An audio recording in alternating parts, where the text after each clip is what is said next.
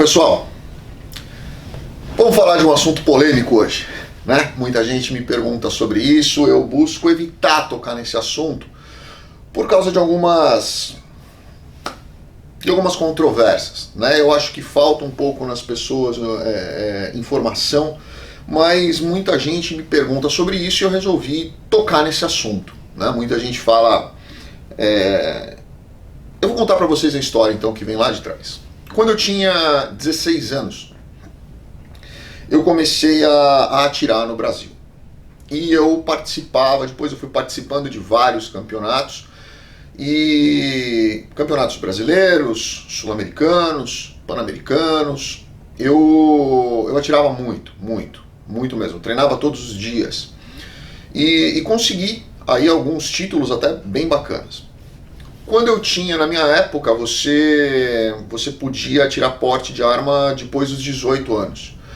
Então, dos 18 anos até os meus 20 e poucos, quase 30, eu andava armado todos os dias na minha vida.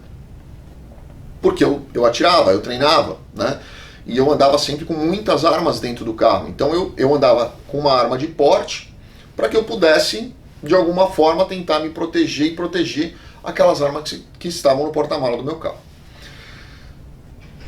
Passou um tempo, veio essa lei do desarmamento, que na verdade ela devia se chamar Lei do Desarmamento do Cidadão de Bem, né? Porque ela não desarmou o traficante. O traficante a arma que o traficante rouba do cidadão que ele pega, existe no Brasil uma série de coisas que para mim são insanas, né?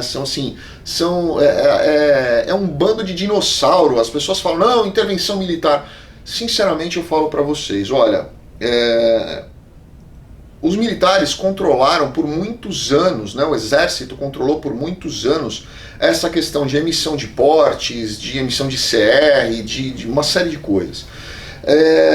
E eles colocam restrições que para mim não tem o menor sentido, né? Então você tem os calibres que são permitidos para a população, os calibres que são permitidos para as Forças Armadas. Teve até uma briga um tempo atrás das Forças Armadas, não, a Polícia Federal não pode ter pistolas 9mm porque elas não são Forças Armadas, e começaram a discutir.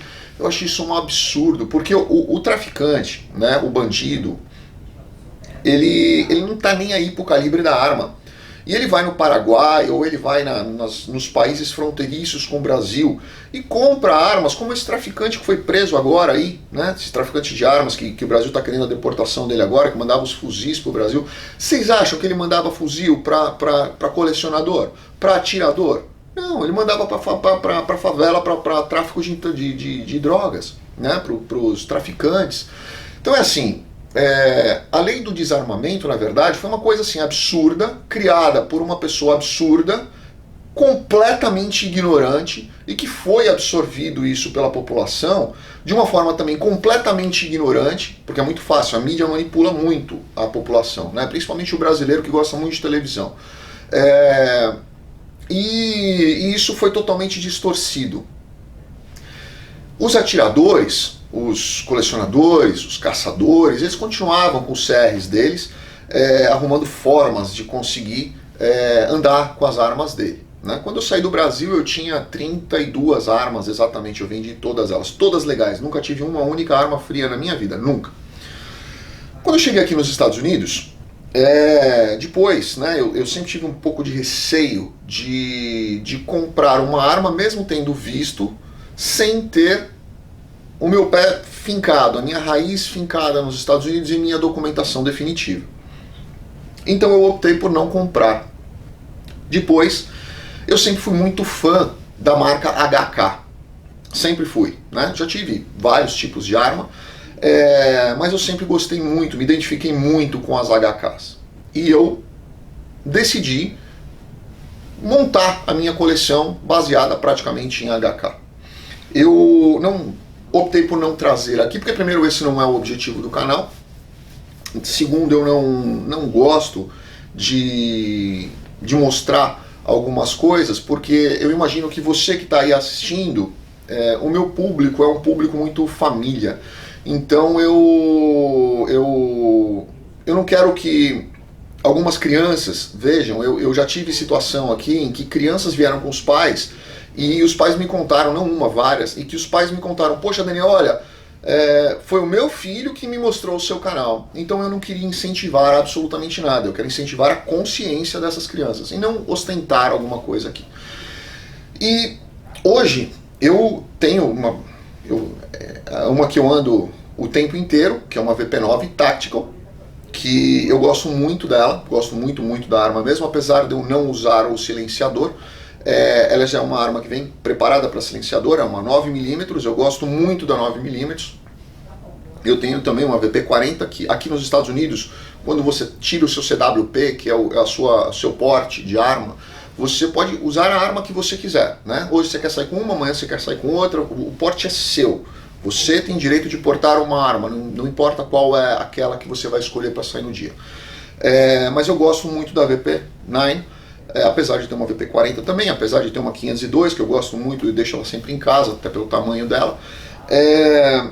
Eu sou muito a favor da liberação de porte de arma para cidadãos de bem. Cidadão de bem que eu falo é o seguinte: você vai buscar o antecedente criminal dessa pessoa, você vai buscar todo o histórico dessa pessoa, você vai buscar uma justificativa para que essa pessoa quer uma arma, né? Para porte. Para ter dentro da casa dela é um direito dela. Eu acho que isso é um direito que é um direito constitucional que, na minha opinião, é ferido no Brasil. Mas, enfim, para ter dentro da casa dela, ok. Para andar com porte, ela precisa preencher uma série de requisitos e critérios. Eu lembro que muitas vezes eu pedi porte para a Polícia Federal e a Polícia Federal demorou 1 ano para me conceder esse porte, depois desse bendito Estatuto do Desarmamento. 1 ano! Se eu tivesse correndo risco de morte, se eu tivesse sendo ameaçado, se eu tivesse numa situação crítica, eu estava morto. Né? Eu acho um absurdo isso, porque eles criam uma burocracia, mas eles não têm capacidade de proteger você. E o traficante, ele não compra loja em arma, as armas que ele rouba do povo são armas calibre 380, 38, né? São coisas assim, 32, são porcarias para eles. Isso é arma que eles dão para os mulas que ficam ali vendendo na bica de droga. Traficante mesmo, ele não usa isso. Quem usa isso são os assaltantezinhos pé de chinelo. Então isso não é desculpa esfarrapada que isso faz um impacto muito grande. Pelo contrário, você imagina se você libera o porte para o cidadão de bem. Vou falar pela 4ª vez, tá? Libera pelo cidadão de bem, 5ª vez. Você sabe que num determinado lugar podem existir diversas pessoas armadas. Qual a chance de um maloqueiro querer entrar ali para roubar aquele lugar? Pensa, né? Não. A chance de ter 10 pessoas armadas aqui é imensa. Qual a chance de uma pessoa, de um maloqueiro, de um bandido, se arriscar a entrar naquele lugar? É menor. Você diminui a criminalidade, você não aumenta a criminalidade.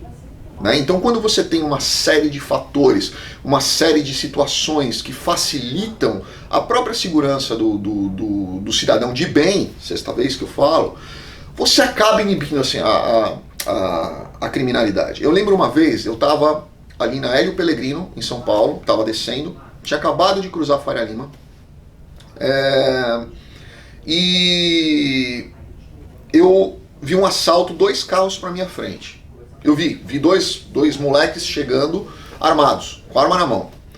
Na hora que eles bateram no vidro do carro, eu só ouvi um estouro muito alto, e um moleque caiu no chão, e o outro saiu correndo. Ou seja, quem estava dentro do carro estava armado. Ele, na hora que ele se viu em situação de risco e viu as 2 armas apontadas para ele, ele puxou o gatilho. Vai responder um processo? Com certeza vai. Mas pelo menos ele está vivo.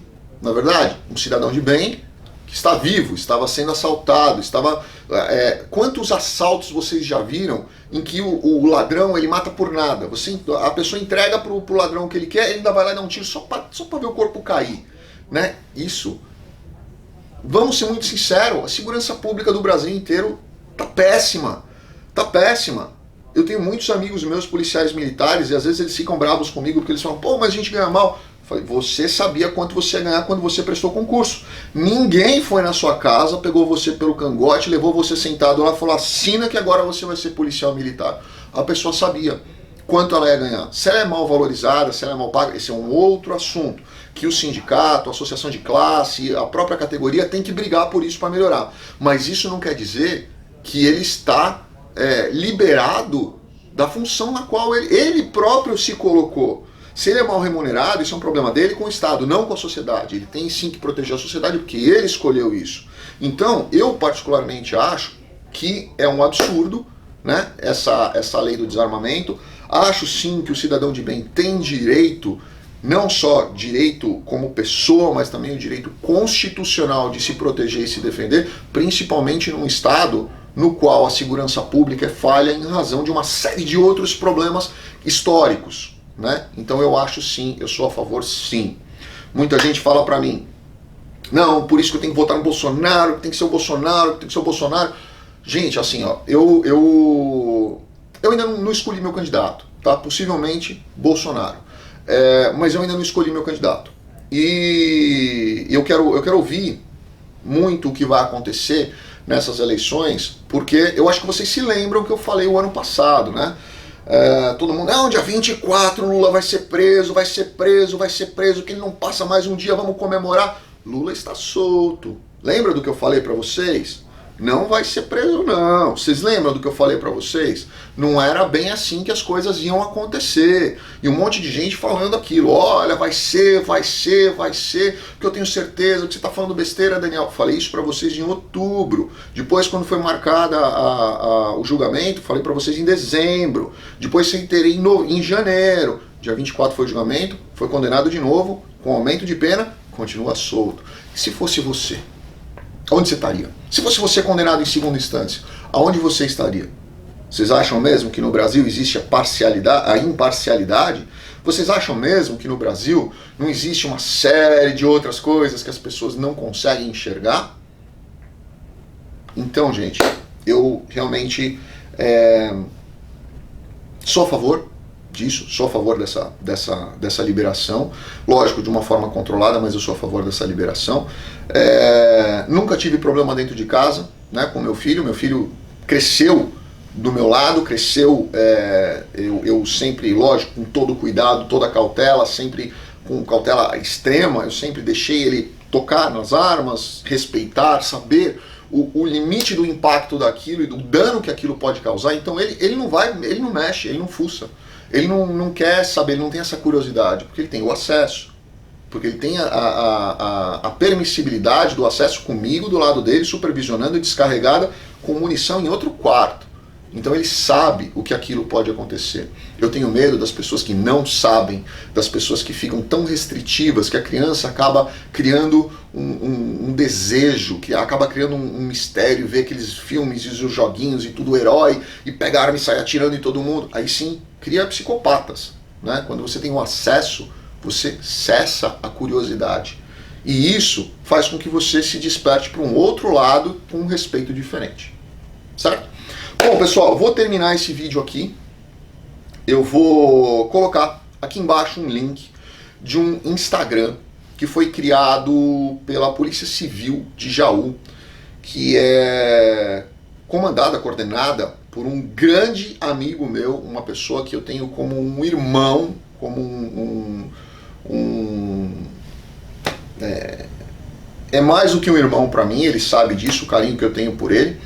E ele me mandou esse Instagram porque a Polícia Civil de Jaú resolveu criar um Instagram para mostrar uma série de coisas que muitas vezes a polícia não mostra.